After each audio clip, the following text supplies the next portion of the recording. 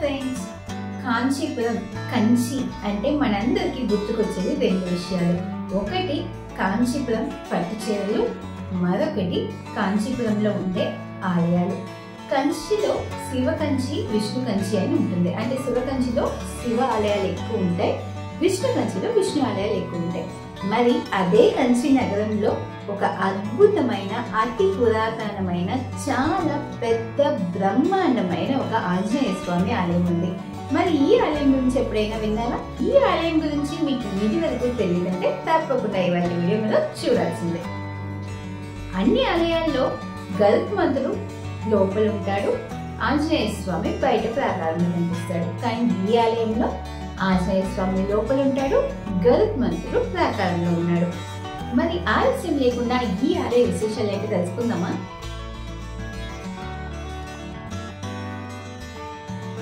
కాంచీపురం నుంచి ఒక 9 to 10-12 కిలోమీటర్ల దూరంలో అయ్యంగార్ కులం అని చెప్పి ఒక ప్రాంతం ఉంది. అక్కడే మనం చూడబోతున్న ఈ అద్భుతమైన ఆంజనేయ స్వామి ఆలయం ఉంది. ఈ ఆలయాన్ని సంజీవరాయ స్వామి ఆలయం అంటారు.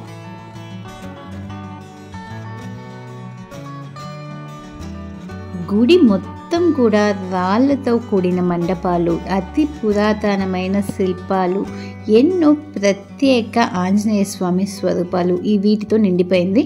ఆలయం చూడడానికి చాలా చాలా పెద్దదిగా ఉంది, కానీ ఆలయంలో ఉన్న ప్రాంగణాలు చాలా తక్కువ. అంటే గుడి చాలా స్పేషియస్గా, ఫ్రీగా, హాలోగా కనిపిస్తుంది.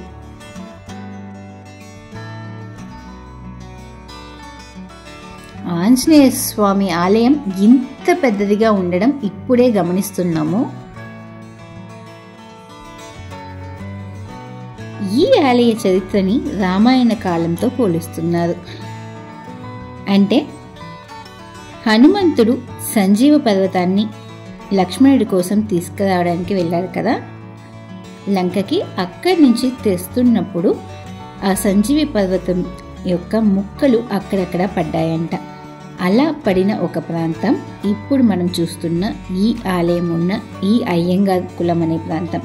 సో ఇక్కడ ఎక్కడైతే ఆ సంజీవి పర్వతం యొక్క ముక్కలు రాలి పడ్డాయో వాటిని గుర్తుంచుకోవడం కోసమే ఇక్కడ ఒక ఆలయ నిర్మాణం జరిగినట్టుగాను, అందుకే ఇక్కడున్న ఆంజనేయ స్వామిని సంజీవరాయగా చెప్తున్నారు.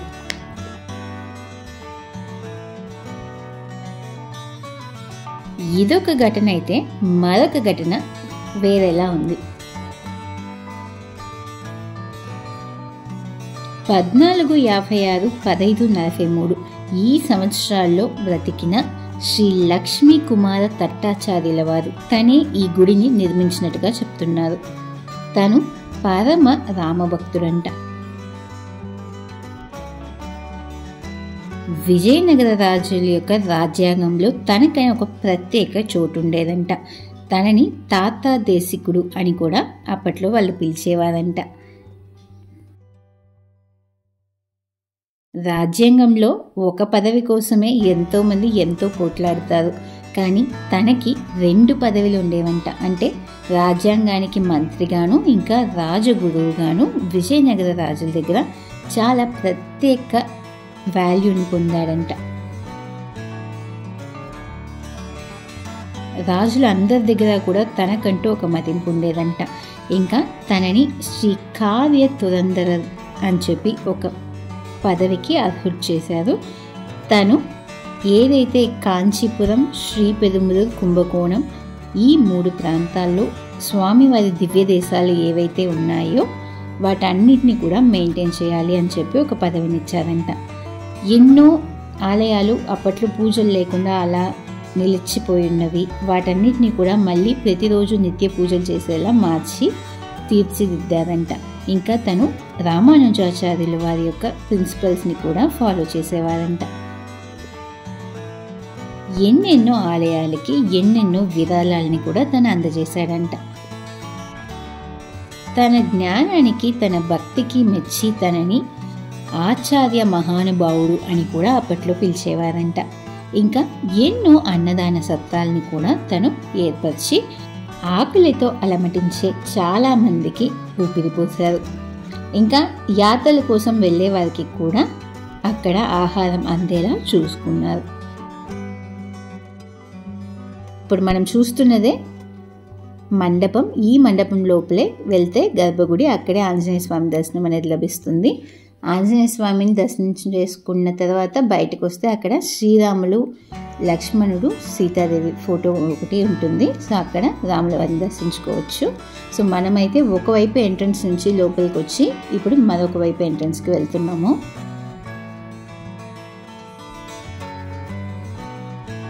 ఇప్పుడైతే మరొక సైడ్ వచ్చాము. ఇక్కడ ఒక అతి పెద్ద కోనేరు ఉంది. ఈ కోనేరు చాలా చాలా పెద్దది. ఈ కోనేరుని నిర్మించింది కూడా తాతా దేశికుల వారే. తను దాదాపు 150 ఎకరాల్లో ఈ గుడి కోనేరు నిర్మించినట్టుగా తెలుస్తోంది. లక్ష్మీ సరస్సు అంటారు ఈ గుడి యొక్క కోనేరుని. ఈ కోనేటిని నిర్మించింది తాతా దేశికుడు కాబట్టి తాతా సముద్రం, తిరువడి రాయపురం అని వివిధ పేర్లతో ఈ కోనేటిని పిలుస్తారు. తమిళ భాషలో కులం అంటే కోనేరు అని అర్థం. సో అయ్యంగార్ కులం అని ఈ ప్రాంతానికి పేరు రావడానికి కారణం కూడా ఈ కోనేరు. ఒకప్పుడు తాతా దేశికుల వారు కంచి నగరానికి వచ్చారంట. తను చంద్రగిరిలో ఉండేవారు. తను తన శిష్యులతో పాటు ఇక్కడున్న వరరాజస్వామి దర్శనం కోసం ఎంతో సంపదని స్వామివారి కుండీలో వేయటం కోసం తీసుకొచ్చారంట. ఇంకా రావడానికి ఆలస్యం అయిపోయింది. రాత్రిపూట గుడి మూసేశారు కాబట్టి మధ్యలో ఈ అయ్యంగార్ కులం అనే ఈ ప్రాంతం దగ్గర ఆగి రెస్ట్ తీసుకుని పొద్దునే లేచి బయలుదేరదామని చెప్పి ఆగారంట. ఒక చెట్టు కింద వాళ్ళు తీసుకొచ్చిన సంపదలన్నింటినీ కూడా పెట్టి అలా నిద్రిస్తున్నారు. చంద్రగిరి నుంచి కాంచీపురం వరకు అలా రావటం వల్ల చాలా టైర్డ్గా అయిపోయారు కాబట్టి అలా మేమర్చి నిద్రపోతున్నారు. ప్రతి ఒక్కరు కూడా నిద్రించారు. ఆ సమయంలో ఒక దొంగల ముఠ ఆ ప్రాంతానికి వచ్చింది. ఇంకా అందరూ నిద్రపోతుండడంతో ఈజీగా సంపద మొత్తం కూడా తీసుకెళ్ళిపోవచ్చు అని చెప్పి వాళ్ళు స్వామివారి కోసం ఏదైతే తీసుకొచ్చారో సంపద దాన్ని అపహరించారు. ఇంకా దొంగలు అన్నిటినీ తీసుకుని బయలుదేరదామని చెప్పి రెడీగా ఉన్నప్పటికీ ఒక వానరాల గుంపు వచ్చేసిందంట ఆ చోటుకి. అంటే కోతులు, చాలా గుంపులుగా కోతులు వచ్చేసాయి. ఇంకా ఆ సంపదను తీసుకొని వెళ్ళాలని ట్రై చేసిన దొంగలు ఎవరైతే ఉన్నారో వాళ్ళని బాగా కొరుకుతూ అలా ఇబ్బంది పెడుతూ ఉన్నాయి. చాలా మంది ఆ వానరాలకి భయపడి పరిగెత్తారు దొంగలు. కొంతమంది వాటి దాడిని తట్టుకోలేక అక్కడికక్కడ కింద పడిపోయారు.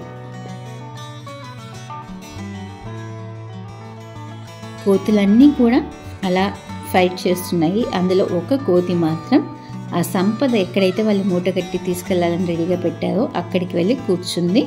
ఇంకా పొద్దున్నే తాతా దేశికుల వారు ఇంకా వాళ్ళ యొక్క శిష్యులు వీళ్ళందరూ నిద్ర లేసే వరకు కూడా ఆ కోతి అక్కడి నుంచి కదలనే లేదంట. అంటే ఆ సంపదకి ఒక సెక్యూరిటీ గార్డ్లా కూర్చుంది. నైట్ అంతా కూడా చూస్తూ ఉంది, కాపలా కాస్తూ ఉంది. దేశికుల వారు జరిగేదంతా కూడా తమ యొక్క కలలో గమనిస్తున్నారు. ఇంకా హనుమంతుడి యొక్క దర్శనం కూడా తనకి కలలో లభించింది. ఇంకా పొద్దున్నే లేచారు, చూసి షాక్ అయ్యారు. స్వప్నంలో కనిపించిందంతా కూడా నిజంగా జరిగింది. ఇంకా అక్కడ కాపలా కాస్తూ కూర్చున్న ఆ కోతి సాక్షాత్ ఆంజనేయ స్వామి వారి అనేది గ్రహించారు. పక్కనే కొంతమంది దొంగలు అలా కోతుల దాడికి తట్టుకోలేకుండా కింద పడి ఉన్నది కూడా గమనించారు. ఇంకా సాక్షాత్ ఆంజనేయ స్వామి వచ్చి శ్రీవారి యొక్క సంపదని కాపాడారు అనేది అందరికీ అర్థమైపోయింది. ఇంకా శ్రీవారి సంపదని కాపాడారు కాబట్టి ఆంజనేయ స్వామికి ధన్యవాదాలు చెప్పే విధంగా ఇక్కడ ఆంజనేయ స్వామి కోసం ఈ ఆలయాన్ని తను ఏర్పరిచారు.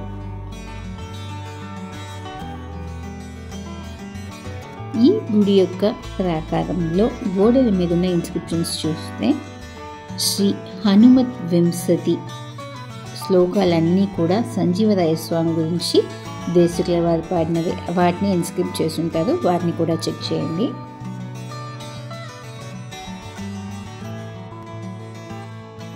గుడికి ఎంట్రన్స్ మనకి సౌత్ సైడ్ కనిపిస్తుంది. అలా ఎంట్రన్స్లో చూస్తే 4 కాళ్ళ మండపం, చాలా బ్రహ్మాండంగా ఒకే రాయితో నిర్మించబడిన మండపం కనిపిస్తుంది. ఆ మండపం నుంచి లోపలికి వస్తే మనకి గుడి యొక్క ప్రాకారం, ఆ ప్రాకారం దాటుకుని వెళ్తే మండపం లోపల గర్భగుడి. ఆ తర్వాత మనం మరొక వైపున ఎంట్రన్స్కి వచ్చాము. ఇక్కడ కోనేటి యొక్క దర్శనం. ఇక్కడున్న ఈ పిల్లర్స్ ప్రతి ఒక్కటిలో కూడా ఒక ఆంజనేయ స్వామి యొక్క స్వరూపం మనకు కనిపిస్తుంది.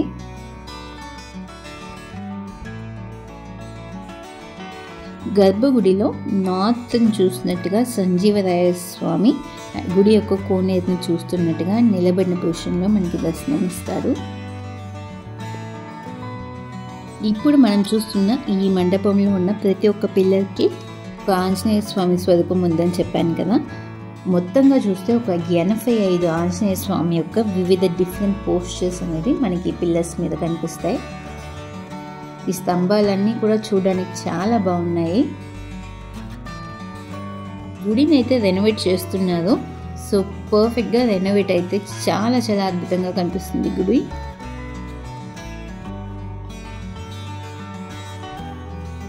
గుడి యొక్క సౌత్ వెస్ట్ ఇంకా నార్త్ వెస్ట్ కార్నర్స్లో ఉన్న ప్రకారాల్లో 2 మండపాలు కనిపిస్తాయి. వాటిని ఉత్సవ మండపాలు అంటారు. ఇంకా మనం ఇప్పుడు చూస్తున్నదైతే గర్భగుడికి ముందున్న రాళ్ల మండపం. ఇక్కడ మొత్తం 24 స్తంభాలు అనేది ఉన్నాయి. చాలా చాలా అద్భుతంగా ఉంటుంది ఈ మండపం అయితే. ఇంకా గుడిలో ఉన్న బావి బయట ప్రాకారంలో కనిపిస్తుంది.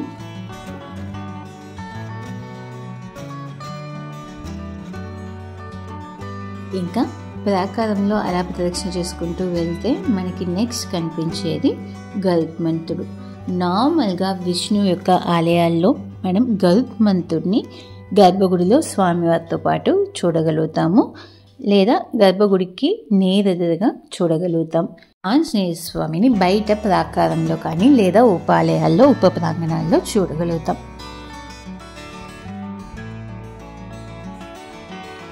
కానీ ఈ గుడిలో అలా లేకుండా వీళ్ళిద్దరి యొక్క పొజిషన్స్ అనేవి మారి ఉండడం ప్రత్యేకం.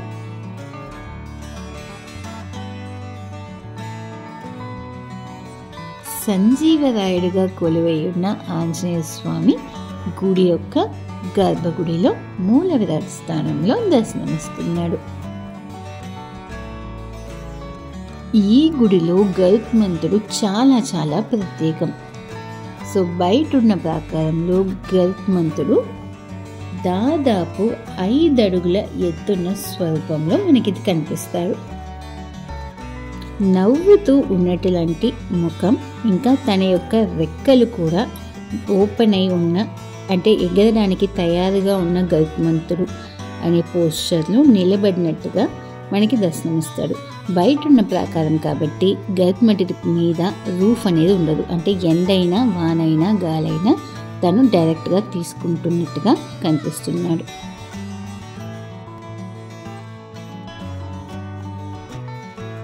చాలా చాలా అద్భుతంగా, అంటే ద ఫైన్ ఆర్ట్ అంటారు కదా, అంత అద్భుతంగా ఉంది ఈ గుడిలో గరుత్మంతుడి యొక్క స్వరూపం.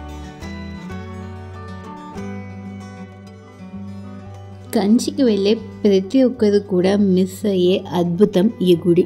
అంటే టూరిస్ట్ ఎవరికి కూడా ఇక్కడ ఇటువంటి ఒక అతి బ్రహ్మాండమైన అతి పురాతనమైన ఆలయం ఉందనే అవగాహన లేదు.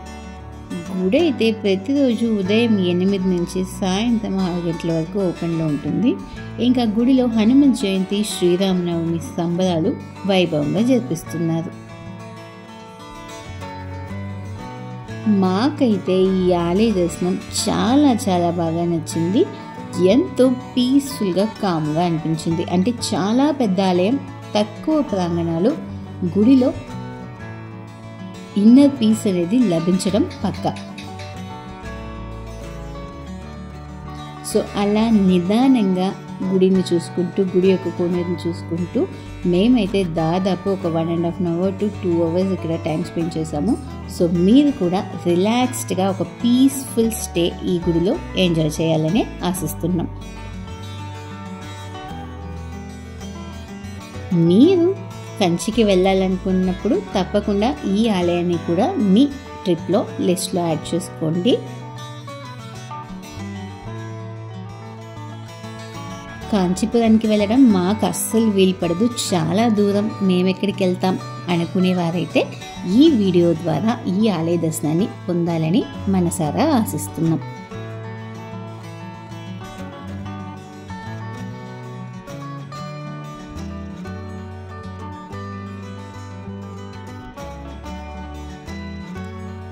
ఈ వీడియో మీకు నచ్చినట్లయితే తప్పకుండా లైక్ చేసుకోండి. అండ్ మీ ఫ్రెండ్స్కి ఈ వీడియోస్ నచ్చుతాయి అనిపిస్తే తప్పకుండా వాళ్ళతో వీడియో లింక్ అనేది షేర్ చేసుకోండి. మీ ఫీడ్బ్యాక్ ఏదైనా ఉంటే తప్పకుండా కమెంట్ సెక్షన్లో తెలియచేయండి. అండ్ ఇది వరకు మా ఛానల్కి సబ్స్క్రైబ్ చేసుకోకుండా మీరు వీడియో చూస్తున్నట్లయితే తక్షణమే సబ్స్క్రైబ్ చేసుకోండి. పక్కనే ఉన్న ఆ బెల్ బటన్ని క్లిక్ చేయడం అస్సలు మరవకండి.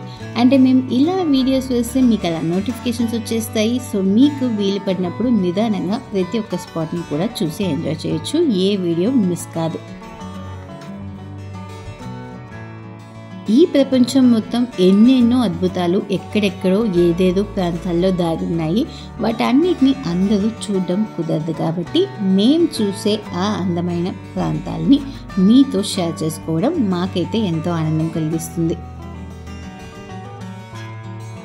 మేము ఆ ప్రాంతాన్ని విజిట్ చేసి ఎంజాయ్ చేసి మాకు వచ్చే ఆ అనుభూతి ఈ వీడియో ద్వారా మీకు కలగాలని చెప్పి ఆశిస్తున్నాము.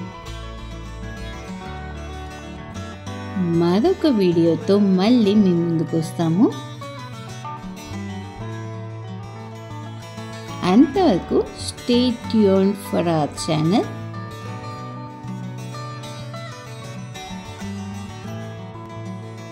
Do like, share, comment and subscribe.